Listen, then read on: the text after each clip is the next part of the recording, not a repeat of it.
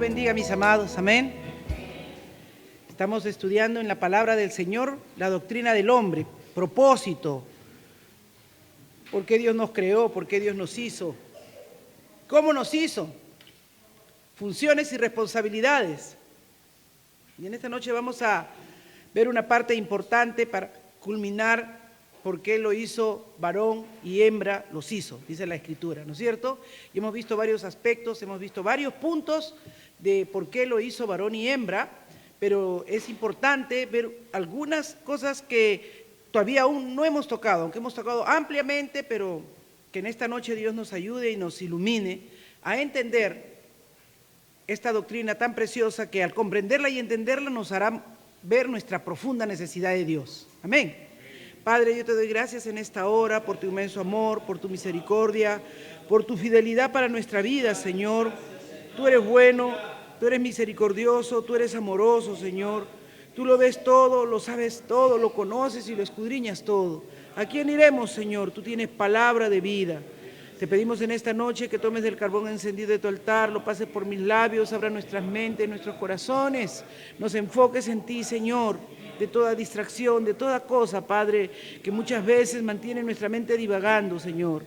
Guárdanos, concéntranos en ti, Señor. Espíritu Santo, sigue trabajando y obrando en mi vida y en la vida de mis hermanos y mis hermanas. En el nombre de Jesús. Amén y amén y amén. Tomen asiento, amados, y recordando un poco la semana pasada, ¿qué vimos la semana pasada? Vimos las funciones, ¿verdad? Las funciones, porque la clase anterior que vimos, el valor y la importancia. Y cuando vimos valor e importancia, vimos que hombre y mujer valen igual y son importantes iguales. Pero cuando hemos visto las funciones, hemos visto que Dios a cada uno de ellos los hizo con un rol diferente y con un propósito diferente. Y dentro de las funciones, le dio la función a Adán, la función de liderazgo, ¿no es cierto? La función de liderazgo, y tomamos varios argumentos la semana pasada que demostraban que el líder, Dios lo establece a Adán, y pusimos muchos ejemplos, por ejemplo, porque fue Adán, ¿a quién se dirigió Dios para que administrara y sojuzgara la tierra? A Adán. ¿A quién le dijo que ponga nombre a todos los animales? A Adán, ¿verdad? ¿Quién le puso nombre a Eva? ¿Dios o Adán? Adán. ¿Y quién fue hecho para hacer ayuda idónea? La mujer fue tomada de Adán para hacer ayuda idónea de Adán. Entonces vimos también que ¿a quién engañó la serpiente? ¿A Adán o a Eva? A Eva. Por ahí vayan viendo ustedes que hay un orden dentro de las funciones y los roles que tenemos, y es más, y este es el punto que no toqué la semana pasada, pero que en esta noche quiero comenzar tocándolo. Si vamos a 1 Corintios, capítulo 15, 22, miren, Dios ve a Adán como el representante de la raza humana, ¿ok? Cuando Eva pecó, Dios no dice que, ya, todos pecaron en Eva. Si Eva fue la primera que pecó, ¿por qué no dice que todos pecamos en Eva? Porque el orden que Dios había dado, y a quien Dios le había hablado, y a quien Dios le había dado las indicaciones, ¿a quién era? A Adán. Entonces había una oportunidad, ¿no? De que si Adán le decía, ay Eva, mujer tenías que ser para haber hecho lo que has hecho, eso no ha dicho Dios. No debemos comer ese fruto, quién sabe, otra sería la historia. Pero la historia es de que Adán pecó también. Luego se quiso justificar, echando la culpa, pero ya no había justificación, porque lo que Dios le había dicho a él lo tenía que cumplir y obedecer, ¿sí o no? Entonces ahí en 1 Corintios 15, 22, que dice, ¿por qué? ¿Por qué? Dice el apóstol Pablo, así como en Adán todos mueren, también en Cristo todos serán vivificados. Adán, no Eva, representaba a la raza humana. Entonces es en Adán que nos cuenta como pecado. Y dice el verso 49, y así como hemos traído la imagen del terrenal, la imagen de Adán, traeremos también la imagen del celestial. ¿Qué dice? En Adán. Dios consideró el pecado en Adán. Romanos 5:15 dice lo mismo, pero el don no fue como la transgresión. ¿Quién transgredió a los ojos de Dios? ¿Qué dice acá? Adán. Porque si por la transgresión de aquel uno murieron los muchos. Si por la transgresión de aquel uno murieron los muchos, ¿qué dice? Abundaron mucho más para los muchos la gracia y el don de Dios, por la gracia de un hombre. ¿Qué hombre? Jesucristo. Entonces, ¿por quién considera el Señor la transgresión? Por Adán, por Adán. Estos pasajes, ¿qué hacen? Estos pasajes nos muestran que Dios le dio la tarea a Adán, ¿de qué cosa? De ser la cabeza, de liderar a la raza humana. Esa fue la tarea de Adán. Y Adán transgredió, en Adán toda la raza humana pecó, y en Cristo toda la raza humana que cree en Él y acepte la obra que Él hizo en la cruz, también será restaurada. Amén. Ahora bien, es el punto importante aquí. ¿Qué pasa entonces cuando Adán y Eva pecan? ¿Se acaban las funciones? ¿Ya las funciones son otras? No, porque hemos aclarado desde el principio que uno de los errores que la cultura, la sociedad y las religiones que no estudian diligentemente la palabra del Señor y que se llevan por lo que han oído en sus tradiciones, dicen, si el hombre no hubiera pecado, no tendría que trabajar. ¿No tendría que trabajar o sí tendría que trabajar? Tendría que trabajar, porque Dios le dijo a Adán que él tendría que administrar el huerto, el Edén. Ahora bien, ¿cuál fue el castigo? ¿Cuál fue la aplicación? ¿Cuál fue la maldición que entra por causa del pecado? Entonces, por causa del pecado, no es que las funciones se anulan, sino más bien que se distorsionan. Muy bien. No se anulan, se distorsionan. Y eso es lo que vamos a ver, cómo el pecado da ingreso al dolor, al sufrimiento, aquello que de repente lo iba a hacer de una manera muy complacida, de una manera muy animada, ¿verdad? Ahora, según lo que dice Génesis, vamos a Génesis 3, 19, 18. Amén. Vamos a Génesis 3, 19, 18.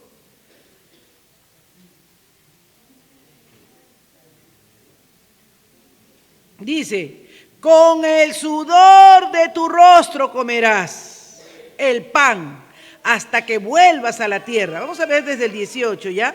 Desde el 18. Para que le entiendan algunos hermanos que de repente no han leído Génesis 3, desde el 17. Ya, desde el 17. Entonces dijo Adán, por cuanto has escuchado la voz de tu mujer. ¿Qué le está diciendo? ¿Ves? Tenías que haberme mantenido en lo que yo te dije, no en lo que te dijo tu esposa. Y has comido del árbol del cual te ordené. No te sugerí, no te dije a mí me parece, te ordené. Las cosas cuando el Señor las da como mandamiento, ¿se cuestionan o se obedecen? Amén, se obedecen. Se obedecen. El Señor dice, te ordené diciendo, no comerás de él. ¿Qué cae entonces? ¿Qué cae por la desobediencia? Maldición. Maldita será la tierra por tu causa. Ay, ay, ay. Con trabajo comerás de ella todos los días de tu vida. Espinos y abrojos te producirá. Ahí está, ¿por qué sale tanta mala hierba en mi jardín? Culpa de Adán. Culpa de Adán. Espinos y abrojos te producirá y comerás de las plantas del campo. Con el sudor de tu rostro comerás el pan hasta que vuelvas a la tierra, porque de ella fuiste tomado, pues polvo eres y al polvo volverás. Y ahí dice, ¿no? Y el hombre le puso por nombre Eva a su mujer, porque ella era la madre de todos los vivientes. ¿Cambió la función de Eva? No cambió la función de Eva. ¿Cuál iba a ser desde el principio, desde que Dios la hizo? la hizo para que sea fructífera, para que sea el complemento, para que llenen la tierra, ¿no es cierto? O sea, de que Eva iba a tener hijos en cantidad, hermanos. Pero, ¿qué le dice a Eva? También le cayó su maldición. ¿Cuál fue la maldición que le cayó a Eva? Ajá, ahí está. ¿Qué dice el verso 16? A la mujer dijo, en gran manera multiplicaré. O sea que seguramente iba a tener un dolorcito, ¿no es cierto? De que iba a tener su dolorcito, iba a tener su dolorcito. Pero ya ese dolorcito, ahora, ¿qué hace la maldición? Lo multiplica. Ay, Dios mío. Hermanos, cuando yo miro estas cosas, ¿cómo nos conviene ser obedientes, hermano? Porque la desobediencia siempre va a traernos consecuencias dolorosas. Multiplicaré tu dolor en el parto. O sea, por eso, acá está más clarito que el agua. No es que, ay, ya ves, por culpa de que la mujer pecó ahí, si no habríamos tenido hijos sin dolor. ¿Está diciendo eso la Escritura? No. Está diciendo que no te iba a doler tanto. Pero ahora cómo duele, ¿verdad, hermanos? Duele. Los hombres no saben nada de eso, pero las mujeres que damos parto normal, aleluya, dicen ahí en ese momento. En el parto con dolor darás a luz los hijos, y con todo, y acá viene lo fuerte, tu deseo será para tu marido. Y con todo tu deseo será para tu marido. Yo estaba estudiando eso ahora, de verdad, bien interesante, porque no lo había visto así antes, ¿no? Y él tendrá dominio sobre ti. ¿Qué es lo que nos está queriendo decir aquí la Escritura? ¿No? ¿Qué es esa sentencia? O sea, acá habla claramente que la mujer, ¿no?, se deseará a su esposo y se pondrá en una condición de sumisión. Es bien interesante cómo lo plantea el autor del libro que uso como base, ¿no?, que él dice de esta manera, ¿no? Esto resultará de verdad en que tú lo desearás a él, pero él se enseñoreará de ti. O sea que tendrás un deseo natural de tu esposo, pero él se sentirá el dominante de la situación y será el que tenga el control de la situación, ¿no?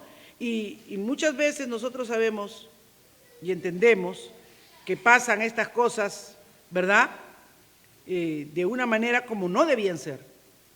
Porque tanto el hombre como la mujer deben amarse y desearse, porque ese es el orden bíblico.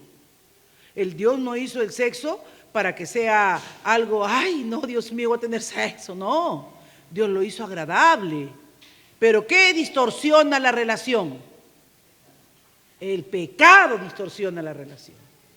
Viene el pecado y distorsiona la relación, porque ya hay alguien que desea más que el otro y el otro que se pone en autoridad sobre el otro. Cuando era, ¿cómo hemos estudiado que las funciones deberían ser como armónicas? Así como el Señor pone como ejemplo, como el Padre, el Hijo y el Espíritu Santo son uno y tienen una comunión perfecta. Dios hizo al hombre y la mujer para que tuvieran esa comunión, estuvieran en esa armonía. Entonces, ¿qué es lo primero que rompe el pecado? Es esa armonía, rompe esa relación que Dios había hecho conforme el orden que había establecido, y por causa del pecado se distorsiona las funciones que el hombre y la mujer debían tener, y hasta el día de hoy perduran.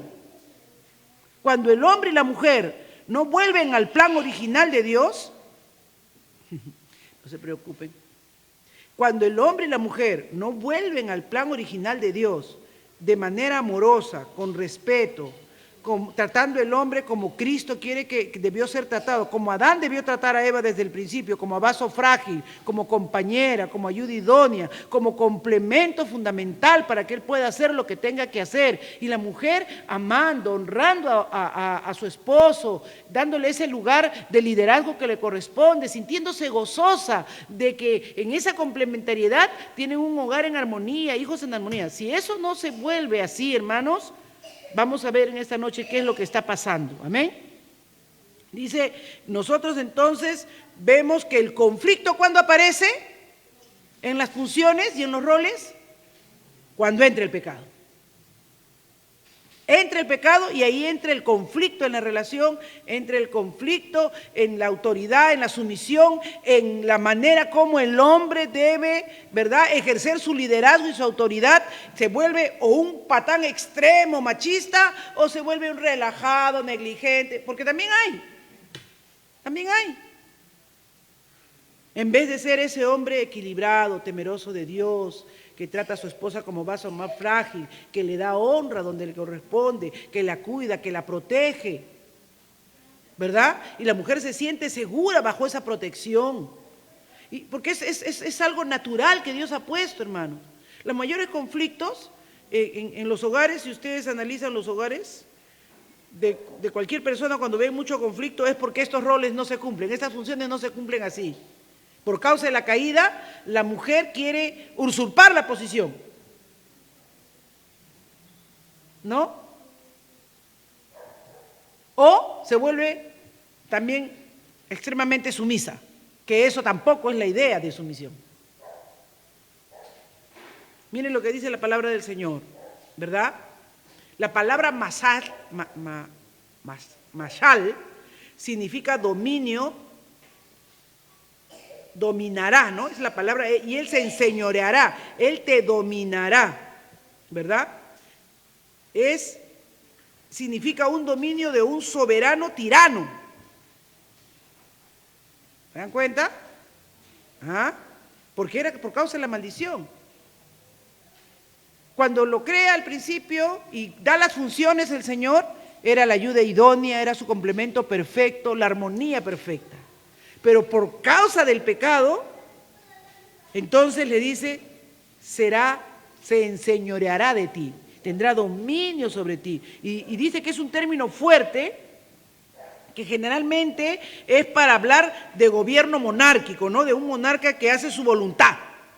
Y ya saben cómo son los gobiernos monárquicos, ¿no? Lo que dice el rey es la última palabra, ¿no? Entonces, no es de esa autoridad dentro del marco de la familia como Dios lo había establecido en el principio. Así que sugiere más bien dureza más que amabilidad. Cuando le dice, Él se enseñoreará de ti, está hablando más de, Él será duro, Él no será amable.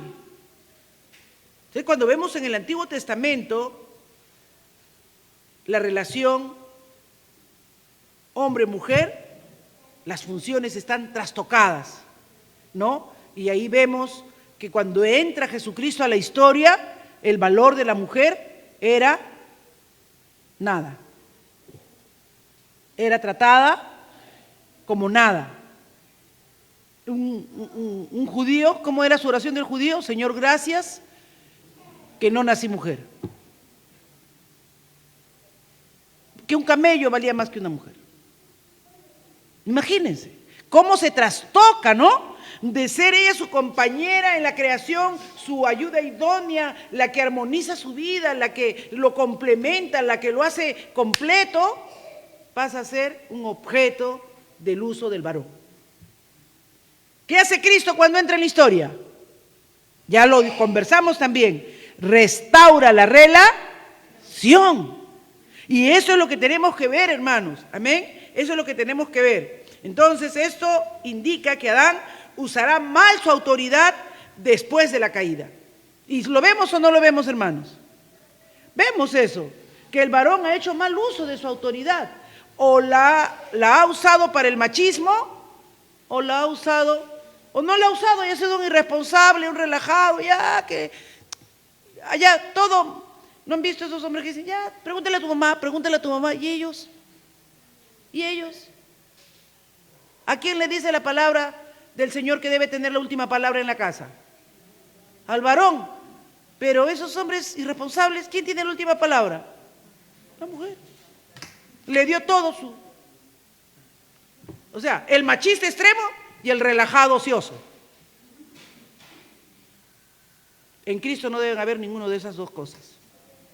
En Cristo tiene que haber una nueva criatura, amén.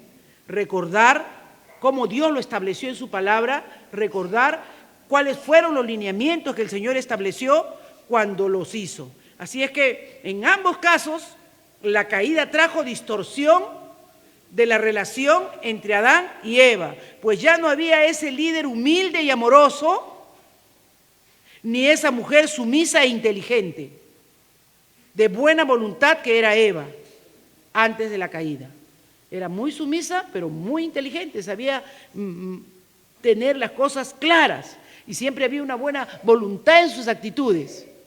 Ahora comienza, por la caída, comienza a cuestionar a Adán, comienza a cuestionar a su esposo si será así, si no será así. Se distorsiona la relación, se distorsiona. Piensen bien en esto. Pues yo le decía al Señor, ¿cuántas veces nosotros tenemos una relación distorsionada? Y no somos conscientes que si estamos teniendo ese tipo de relación en nuestro hogar, ahora siendo cristianos, es porque todavía no hemos entendido la obra redentora de Cristo en nosotros. No hemos comprendido la obra salvífica del Señor que tiene que trastocar todo nuestro ser y todas nuestras relaciones. Y prioritariamente tiene que ser pues en nuestro hogar, ¿no es cierto, hermanos, hermanas? ¿Dónde se tiene que ver primeramente reflejado que somos hijos o hijas de Dios? Pablo aún apuesta por esto. Pablo dice, si alguna tiene marido incrédulo, no se preocupe, que por su testimonio puede ser ganado.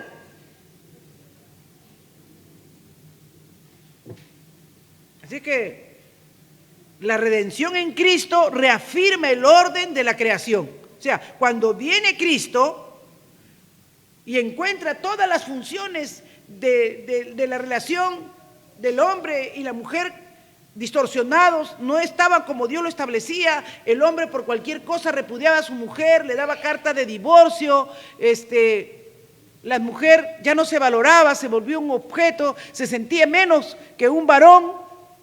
¿Y valía menos o eran iguales? Eran iguales, pero la caída hizo que ella también ¿cómo le llaman ahora los psicólogos? Baja autoestima, ¿no?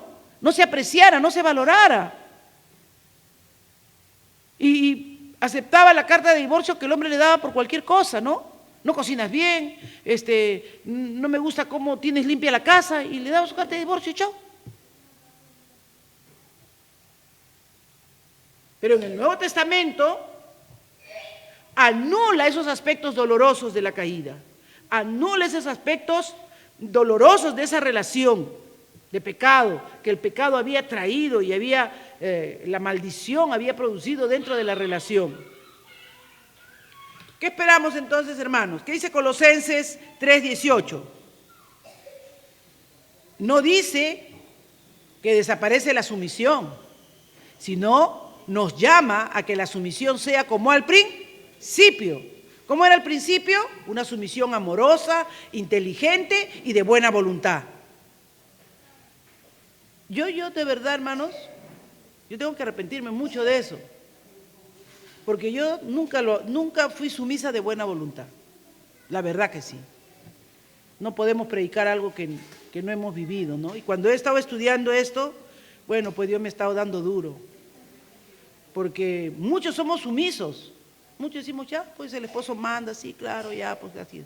Pero miren lo que dice acá la palabra, tiene que ser de buena voluntad, de un corazón apacible. De verdad, hermanos. La palabra corta para allá y corta para acá doble. Así es la palabra del Señor. Los que predicamos entendiendo la palabra, no pensemos que solamente es para los que están al frente, primero es para uno.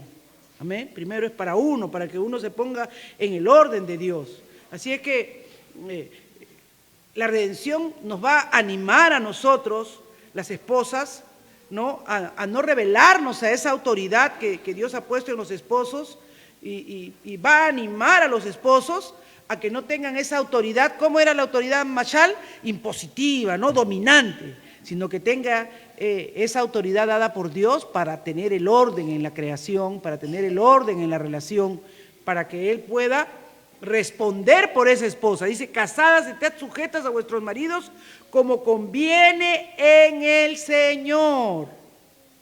Ahora pueden entender mejor, ¿no?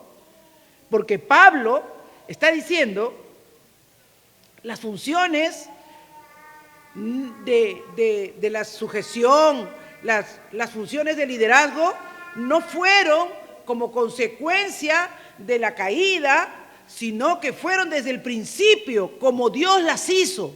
Así es que tenemos que volver, ahora que somos creyentes, casadas, sujetas a vuestros maridos como conviene en el Señor, en lo que Dios ha establecido. Y se entregó a sí mismo por ella, maridos, le dice a sus maridos, a ver los maridos que están aquí en esta noche, amen a vuestras mujeres. ¿Por qué la redención en Cristo llama a que el marido ame a su mujer? Porque la había menospreciado, la rechazaba por cualquier cosa, la humillaba por cualquier cosa, que no haces bien el arroz, que no has limpiado como a mí me gusta, ¿no? Y en esas culturas del Oriente hasta el día de hoy, hermanos, las esposas tienen que andar todas cubiertas y atrás, no andan al costado del esposo. ¿No han visto ustedes cómo son los talibanes, los de allá del Medio Oriente? Las esposas no muestran el rostro y eran extremos. Creo que ahora ya pueden ir al médico algunos, pero hay algunas culturas todavía allá en el Medio Oriente que el esposo va y le dice al médico los síntomas del dolor que tiene la esposa, porque el médico no la puede ni auscultar. Es horrible, hermanos. Mire todo lo que hace el pecado. Mire cómo trastoca la caída nuestra relación. Bueno, Romanos dice que por causa del pecado Dios los ha dejado a su mente depravada. Y la mente depravada ahora del hombre quiere estar un hombre con un hombre, una mujer con otra mujer. O sea, hasta ahí ha llegado la depravación del hombre. Quieren cerrar, quieren negar, ¿verdad? Quieren negar lo que Dios ha establecido por su palabra. Entonces el Señor le dice en Colosenses 3:19, amen a vuestras mujeres y no seáis ásperos con ellas. ¿Saben qué, hermanos? Tú te vas a dar cuenta que eres un hombre de Dios, una mujer de Dios que está restaurado y ha nacido de nuevo, cuando tú te des cuenta con qué amabilidad tratas a tu esposa. ¿Con qué amabilidad tratas a tu esposa? ¿Qué gentil eres con tu esposa? A veces no nos damos cuenta, pero si estás todavía teniendo esa palabra o ese gesto no gentil, no amable, eso es producto del pecado, de la caída. Y si estás en Cristo, eso tiene que ser desechado. Y si lo ves en ti, ahí están las rodillas para arrepentirnos y pedir perdón a Dios, hermanos. Y decirle, Señor, conviérteme sinceramente. Cámbiame de todo corazón. Si en nuestros corazones también, ¿no? Como mujeres, de repente hay soberbia, altivez, cuestionamiento, reclamo, tenemos que ir, ¿no? Si nuestra sujeción, ay, es todo por ti, Señor, como yo lo hacía, y no hay de verdad contentamiento y decir, Señor, así lo estableciste tú y tú eres sabio y tú entiendes las cosas y mejores son como tú las has establecido que como yo pienso que deben ser. Porque nosotras las mujeres pensamos cómo debían ser las cosas, ¿o no? Y le podemos decir a Dios cómo deberían ser, pero Él no las hizo así, pues. ¿Cuántos pueden decir amén? Gloria al Señor, alabe y glorifique al Señor, amén. Gloria al Señor. Dice Efesios 5:25, maridos, amad a vuestras mujeres, así como Cristo amó a la iglesia y se entregó a sí mismo por ella, Por lo demás, cada uno de vosotros ame también a su mujer como a sí mismo, y a la mujer respete a su esposo. ¿Por qué? Porque él tiene el liderazgo, porque Dios le ha dado a él la responsabilidad de dar cuentas a Dios. Aleluya. Dice 1 Pedro 3:4, sino que sea, ¿qué dice? ¿Cómo debe ser? La mujer y el hombre de Dios, ¿cómo deben ser? 1 Pedro 3:4, sino que sea el ya interno, con el adorno incorruptible de un espíritu tierno y sereno, la cual es preciosa delante de Dios. Sino que sea, ¿qué cosa? El interno, con el adorno incorruptible de un espíritu tierno y sereno, el cual es precioso delante de Dios. Si usted lee el verso 3, el verso 2, dice que las mujeres no se adornen con tanta joya, con tanta cosa, con tanta, en el cabello, en la cara, no, dice, adórnense con un corazón tierno, con un carácter amable. Y hermanos, por eso les digo que a mí el Señor me estaba hablando muy fuerte, muy sonado me estaba hablando, ¿no? Porque sereno, el cual es precioso delante de Dios, porque Él nos hizo para ser así. Cuando tenemos otra forma, otra conducta, otra reacción, es producto de la caída. Si eso no se está corrigiendo en nuestra vida, entonces, si estamos todavía distorsionados por el pecado, entonces, ¿qué debemos entender? ¿Qué debemos considerar? Vemos que Pedro y Pablo recomiendan la sumisión amorosa de las esposas y que esto se mantenga en el matrimonio cristiano. O sea, los dos, tanto Pedro como Pablo, hemos visto pasajes de Pablo, ¿verdad? Y también estamos viendo pasajes de Pedro. Y miren ahí lo que dice 1 Juan 3:8. El que practica el pecado es del diablo. O sea, si yo veo esos rasgos, esas características en mí, tengo que mirar y decir, Señor, esto no es tuyo. Porque acá dice, el que practica el pecado, el que todavía es autoritario, el que no tiene una palabra amable, una palabra afable para su esposa, el que siempre le está diciendo, ay, tú siempre quemas el arroz, tú siempre haces así, de ti no espero nada, ¿ya? No me sorprende. ¿Qué está diciendo acá 1 Juan 3:8? Está practicando el pecado, está practicando una naturaleza caída, no es la naturaleza que Dios espera. ¿Dios qué espera? Un marido que ame a su esposa como Cristo amó la iglesia y se entregó por ella. Hermanos, ¿cómo es el amor de Cristo por la iglesia? ¿No es paciente? ¿No es benigno? Si Cristo no nos tuviera paciencia, hermanos, yo no estaría parado acá. No estaríamos parados aquí, no estaríamos sentados esta noche. ¿No es misericordioso el amor de Cristo? Nunca nos paga mal por mal. Siempre Él está esperando que procedamos al arrepentimiento. Aleluya. Aleluya. Sé que se incomodan con la tos del niño, pero está él con una fuerte faringitis, esa es la impresión que tengo. Y él sufre más que ustedes cuando hace ese esfuerzo por toser. Necesita un poco de sábila de manera externa para que se calme. Miren lo que dice la palabra del Señor. El Hijo de Dios se manifestó con este propósito, para destruir ¿qué cosa? Las obras del diablo. El que practica el pecado es del diablo, porque el diablo ha pecado desde el principio, ha distorsionado todas las cosas de Dios desde el principio, ¿verdad? Pero, ¿qué dice? Pero el Hijo de Dios, Cristo, vino con este propósito, para destruir las obras del diablo, para destruir nuestro mal carácter, para destruir nuestro machismo, para destruir nuestro feminismo, nuestro matriarcado, nuestro patriarcado. No, hermanos, tenemos que vivir en el orden de Dios. Todas esas cosas que eran del diablo, esas discrepancias, esas competencias que teníamos, tienen que ser destruidas, porque para eso vino Cristo, para que nosotros recuperemos esa imagen del principio. Amén. Para que recuperemos esa relación del principio, como Él nos hizo, para que lo hagamos de una manera amorosa, voluntaria, gozándonos en que eso es la voluntad del Señor.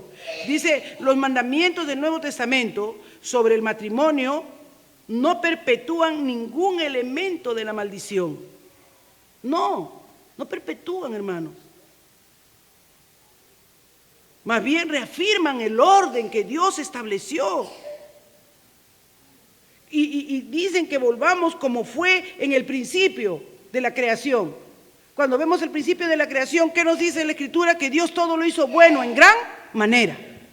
Y lo hizo bueno en gran manera. Así es que hombres y mujeres debemos decir, esto es lo que Dios ha planeado, esto es lo que Dios ha determinado, esto es bello y correcto y por lo tanto me regocijo en obedecer a Dios. Me alegro en tener esta relación y este orden como Dios lo ha establecido. Hasta que eso no surge en nuestro corazón, hermanos, todavía estamos lidiando con el pecado. Si eso no surge en nuestro corazón, estamos lidiando con el pecado. Gloria al Señor. Miren lo que dice, me regocijo en la manera en que me has creado y el singular papel que me ha tocado o que me has dado. Y ahí yo vi unas preguntas bien interesantes.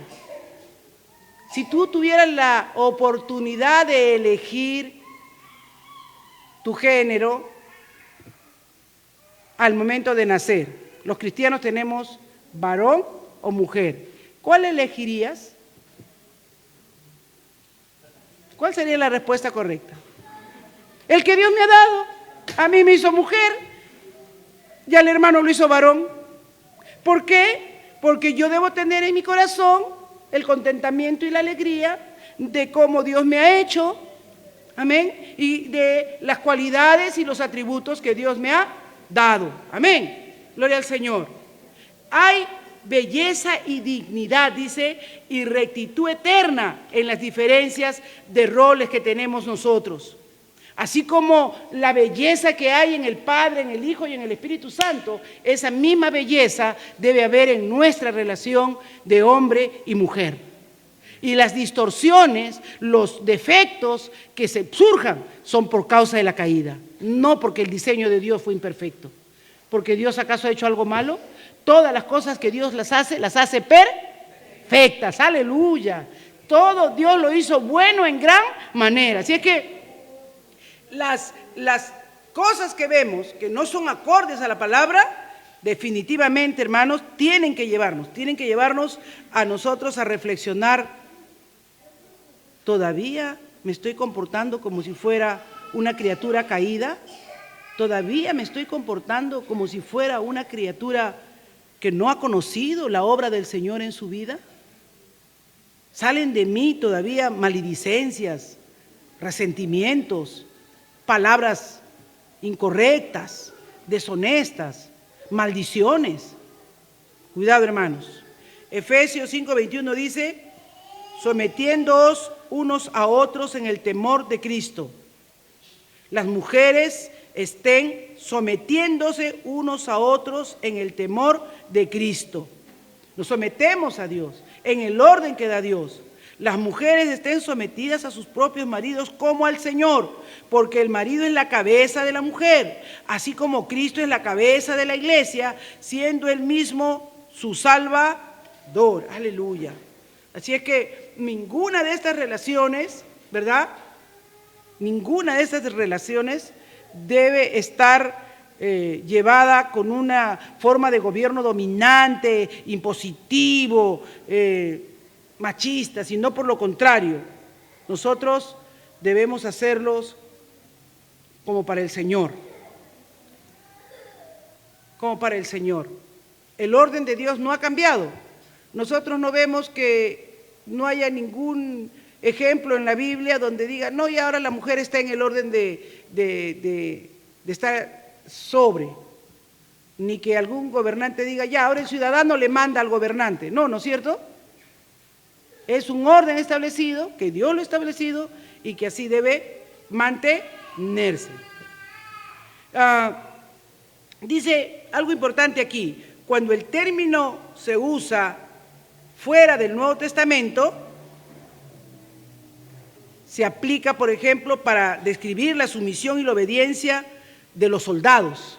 O sea, esa palabra mashal que hemos estado analizando, en el Nuevo Testamento, si no se usaba dentro del contexto de la familia o del matrimonio, de la redención, de esa relación restaurada por Dios, se usaba en el término militar para aquel soldado del ejército, ¿verdad?, que se sometía a un rango superior. ¿Por qué dice esto? Porque muchos han dicho, recuerdan el pasaje que leímos anterior, vayamos, que dice, someteos unos a otros en el temor de Cristo. Algunos decían, no, es que ambos se tienen que someter. ¿Está diciendo eso? ¿Qué está queriendo decir? Que siempre esta palabra se ha usado para que uno está en el rango superior del otro. O sea, siempre el orden, la línea jerárquica que Dios estableció se debe mantener. ¿Cómo así? En cuanto a funciones, ¿quién tiene liderazgo? ¿Quién tiene liderazgo? El varón. Muy bien, hermanos. No nos gusta, dígaselo, usted cánteselo todos los días. Y diga que usted es una mujer sumisa y amorosa y se goza en las cosas que Dios ha establecido, porque Dios no lo ha hecho porque usted valga menos ni porque usted sea menos, sino porque eso trae armonía en la creación. Porque valemos igual, porque somos igual de importantes, a tal punto que Dios dice que el hombre nos tiene que amar como Cristo amó a la iglesia. Imagínense el amor que Dios le exige al varón. ¿Y qué le exige a la mujer? Respete a su marido. Respete a su marido. Gloria al Señor. Aleluya. ¿Qué dice Tito 2:4? Que enseñen, ¿qué dice? Que enseñen a las jóvenes a que amen a sus maridos y que amen a sus hijos. ¿Hacer qué cosa? Prudentes, puras, hacendosas en el hogar, amables, sujetas a sus maridos, para que la palabra, ¿qué cosa?, de Dios no sea blasfemada. Así que una de las razones, hermanos, por las cuales la palabra de Dios es blasfemada es por esto. Muy bien, aplicación, y ahí terminamos. Hay dos cosas importantes que hay que ver aquí, que lo hemos dicho en esta noche. ¿Cuáles son?